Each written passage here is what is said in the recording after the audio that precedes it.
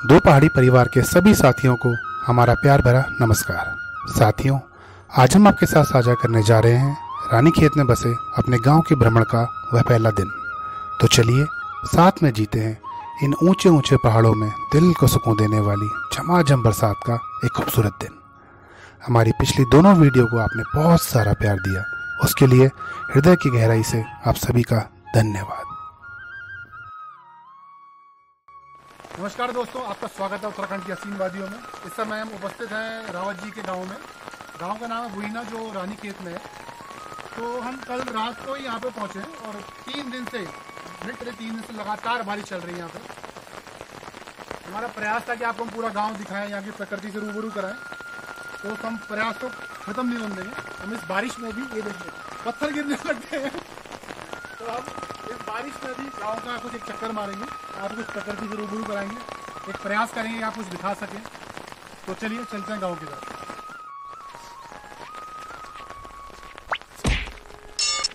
तो एक गाँव के बीच में एक मंदिर है जिसे यहाँ की लोकल भाषा में देवता प्रधान भी कहा जाता है। ये कलविष्ट देवता जी का मंदिर है। तो आइए चलिए उनको दर्शन कराए जाते हैं।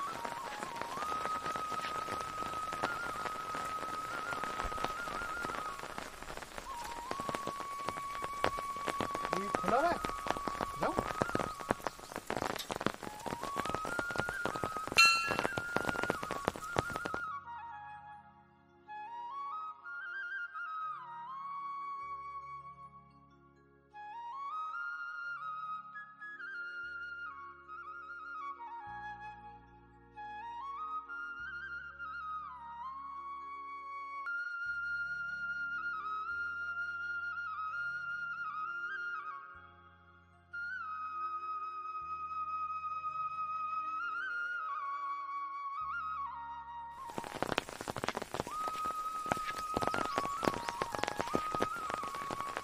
कौन सा फ्रूट है?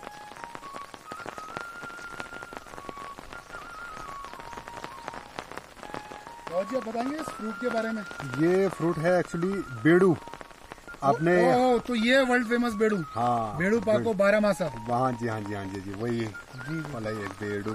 ये देखिए अभी पके हुए हैं कई सारे। ये है ना, ये देख सकते हैं आप ये।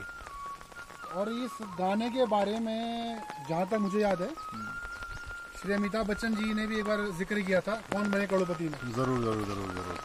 तो उसमें ये बताया गया था कि एक कोई जो कंटेस्टेंट थे उन्होंने बताया था कि अमिताभ बच्चन बिल्कुल बेड़ू की तरह हैं।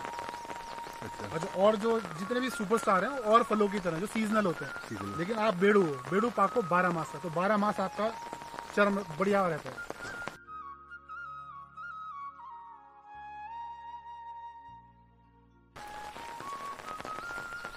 दोस्तों आपको ले चलते हैं कच्ची सड़कों, कच्चे रास्तों से।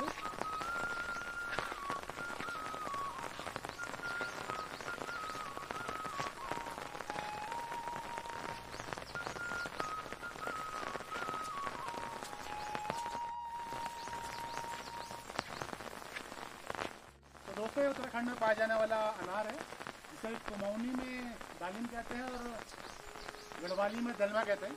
ये शहरों में पाया जाने की तरह इतना बड़ा नहीं होता, ना ही इतना रसीला होता है, लेकिन यहाँ के लोकल फ्रूट है। तो जब पकेगा जरूर आपको खा के दिखाएंगे इसको।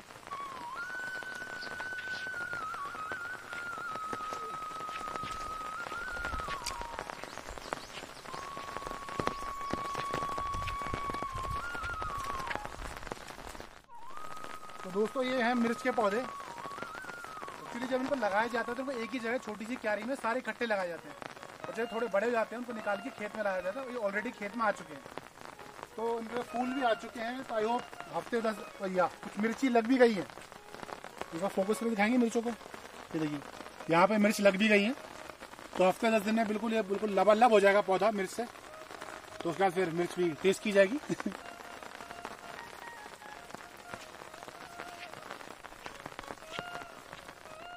तो अभी हम मौजूद हैं रावत जी के खेत में।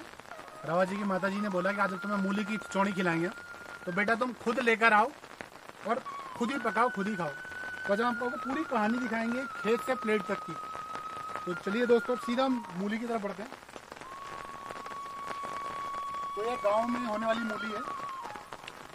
इसके पत्ते तो अब हम आपको निकाल के दिखाते हैं लाइव।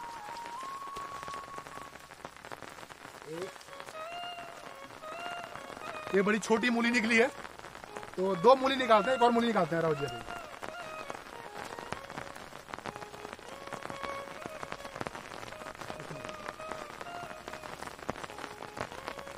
वाह, ये हुई मूली। इस मूली को देखिए आप, ये पिंक कलर की है, थोड़ी वाइट है। एंड आपने शहरों में देखी होगी जो मूली होती है वो काफ़ी लंबी होती है, सफ़ेद होती है, वो अक्सर सलाद के काम आती है, लेकिन यहाँ इसको सब्जी बनाई जाती है इस मूली की, इसे खिचौनी कहते हैं। आपके यहाँ, आपके शहर में, आपके प्रांत में से क्या कहते हैं, प्लीज़ कमेंट सेक्शन में बताइए ज़रूर। तो हम आपको पूरी आज कहानी दिखाएंगे, खेत से लेकर प्लेट तक की। हम कोशिश करेंगे कि सारे जो रिसोर्सेज हो उसमें, मसाले हो, नमक मिर्च, हर चीज़ हो, हम नेचुरल लें, कोई भी पैक्ड ना हो उसमें। तो देखते हैं क्या कोशिश में सफल होते हैं कि नहीं होते।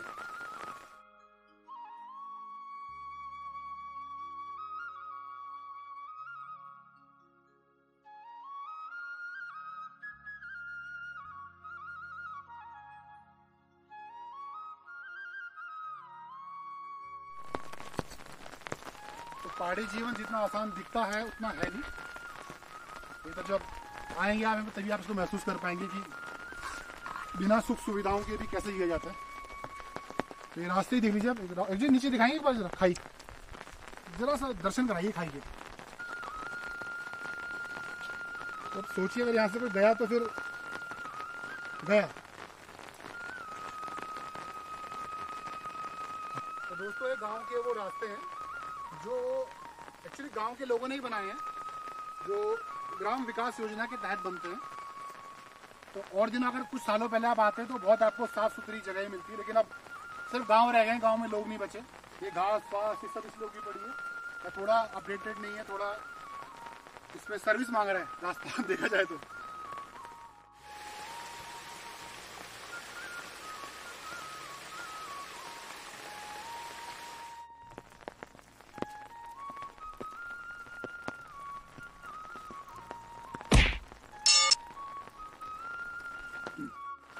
तो यह है उत्तराखंड की सबसे दर्दनाक तस्वीर। यह है पलायन की सच्ची तस्वीर। अब आप भी देखिए,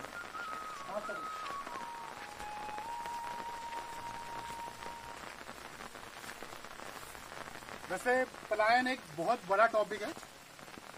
बड़ा क्या कहा है तो उत्तराखंड का सबसे बड़ा टॉपिक है। सारी राजनीतिक पार्टियां भी सिर्फ उसी टॉपिक के ऊपर खेले जा रही हैं, काम कोई नहीं कर रहा उस पर।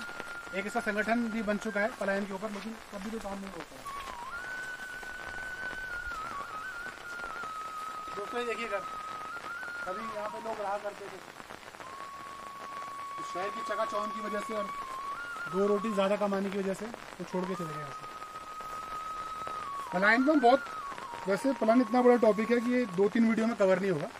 हम इस पर एक अच्छी खासी 2-3 डॉक्यूमेंट्रीज बनाएंगे एंड इस दर्द को आपके साथ साझा करेंगे, और सिर्फ दर्द नहीं दिखाएंगे, उसका निवारण भी करके दिखाएंगे। और ये मेरा आपसे वादा है। तो जल्द मिलते हैं पलायन की सच्ची तस्वीर के साथ। और जो थोड़ा ना वॉक एंड टॉक करते हैं, आप अपनी आज रात का खाने का जुगाड़ उठा लीजिए। ये जो अब लाइव अभी तोड़ के लाए हैं मूलियाँ, गाँव के आसपास के बारे में बताना चाहेंगे कि मैं थोड़ा दर्शकों को दिखा दूं यहाँ से।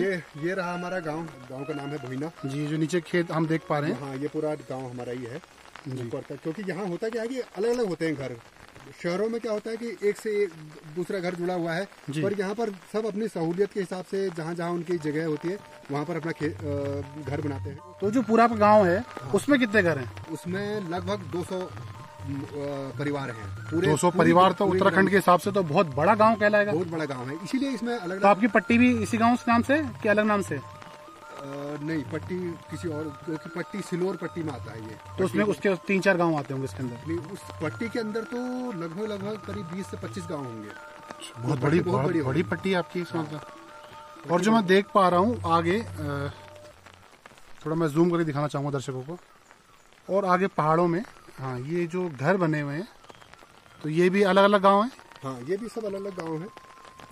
तो बहुत ही पहाड़ों में होता क्या है कि इस पहाड़ से उस सामने वाले पहाड़ के सारे गांव नजर आ जाएंगे जी। ठीक है, तो आप, और भले ही आप उस गांव में गए ना हो, लेकिन आपको पता होता है कि उस गांव का नाम क्या है, कौन सा गांव है, ठीक है, जैसे वो सामने दिख रहा है उसको शरण मावट एक गांव है, वो सामने दिख रहा है, उधर सामने सड़क भी दिख रही है।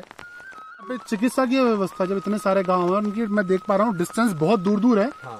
और कुछ खास सड़कें मतलब छोटी छोटी पगडंडियां बनी है यहाँ से वहां जाने के लिए। तो कभी कोई एकदम इमरजेंसी सिचुएशन हो तो उसमें क्या किया जाए? तो उसको कैसे आप ले, या कंधे पे उठा के ले जाएंगे क्या? देखिए, पहले तो सबसे मुख्य कार्य जो है वो है आपकी सड़क तक पहुंच। गांव को सड़कों से जोड़ तो दिया गया है, लेकिन किसी भी गांव के बीचों बीच आपको सड़क शायद ही कम देखने को मिलेगी। अच्छा। क्योंकि होता क्या है, कुछ घर यहाँ हैं, कुछ घर उस तरफ हैं। ज्यादा मैंने कल आपको दिखाया था उधर गाँव था, तो उसके बीच से कनेक्टिंग एक सड़क दे दी गई। अब उस सड़क तक पहुंचने के लिए लगभग आपको 1.5 से 2 किलोमीटर पैदल चलना पड़ेगा। उस 1.5 से 2 किलोमीटर अगर कोई बीमार व्यक्ति है तो उसको आपको कंधे में उठा के ले जाना पड़ेगा। कंधे में यहाँ पर डोली कहते हैं, लकड़ी की डोली बनाई जाती है, उसमें उसको शादी में भी यूज करते हैं। एक तरह से आप उसको पालकी भी कह सकते हैं।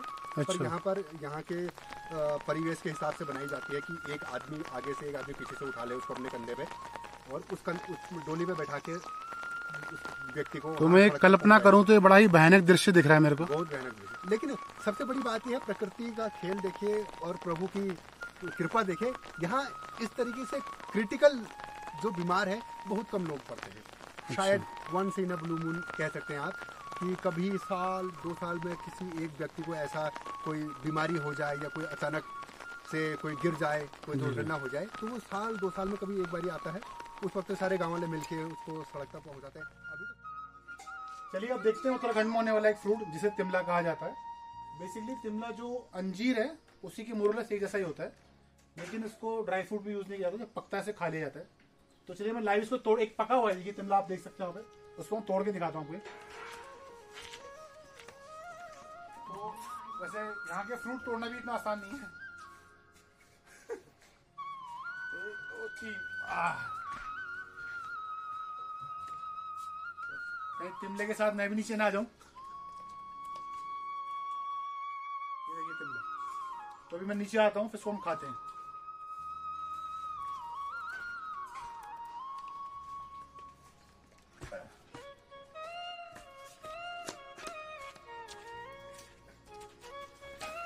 तो दोस्तों ये देखिए होता है तिमला। अब इसको धो लिया जाए, राव जी से खाया जाए। धुल तो गया ही होगा बारिश में। ओह, ये देखिए इसमें बिल्कुल जेल जैसा है पूरा अंदर। तो अब बारी है तिमले को खाने की। ये आज पहली बार खाया जा रहा है, मैंने खाया नहीं तिमला इससे पहले कभी, सिर्फ उत्तराखंडी गानों में सुना इसके बारे में। तो पहले छील लिया जाता है।